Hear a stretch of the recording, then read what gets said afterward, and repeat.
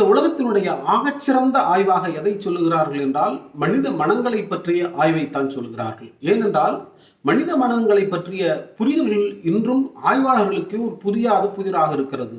குறிப்பாக ஒரே இடத்தில் ஒரே நேரத்தில் ஒரே பொருளாதார தன்மையுடைய அவர்களுடைய உடைகள் சம்பந்தமாக எல்லாம் ஒரே மாதிரியான அளவிலான ஒரு மனிதர்களை ஒரே இடத்தில் நிறுத்தி வைத்து அவர்களுடைய மனநிலையை ஆய்வு செய்கிற பொழுது ஒவ்வொருவருடைய மனநிலையும் வேறு வேறாக இருக்கிறது. காரணம் என்று கேட்டால் அவர்களுடைய சிந்தனை மாற்றங்கள் வேறு வேறாக இருக்கிறது.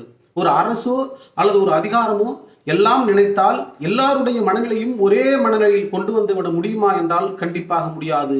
ஏனென்றால் ஒவ்வொரு மனிதருக்கும் ஒவ்வொரு விதமான மனநிலை இருக்கிறது. அதனால்தான் நாம் மற்றவர்களிடம் உரையாடுகிற பொழுது நாம் ஒரு மனநிலையில் இருப்போம், அவர்கள் ஒரு மனநிலையில் இருப்பார்கள். இரண்டையும் ஒன்று சேர்வது போல் யார் உரையாடுகிறார்களோ அவர்களுடைய உரையாடல் தான் சுவையாகவும் இனிமையாகவும் இருக்கும்.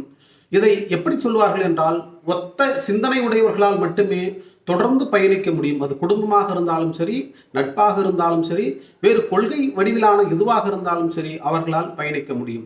அப்படி இல்லாத பொழுது அவர்களால் பயணிக்க முடியாது. ஏனென்றால் மனநிலை தான் மனிதர்களிடத்தினுடைய உறவுகளை மேம்படுத்துகிறது. மனநிலை தான் மனிதனுடைய வளர்ச்சியை மேம்படுத்துகிறது. இன்னும் சொல்ல போனால் மனநிலை தான் மனிதனுடைய நோய்களை தடுக்கிறது. மனநிலையை எவ்வாறு நாம் சீராக வைத்துக் கொள்கிறோமோ அதே அளவில் நம்முடைய உடல்நிலையும் சீராக இருக்கும். ஏனென்றால் மனதினால் வரக்கூடிய நோய்தான் பெரும்பாலும் என்று நாம் பாடலிலே கூட பார்த்திருக்கிறோம்.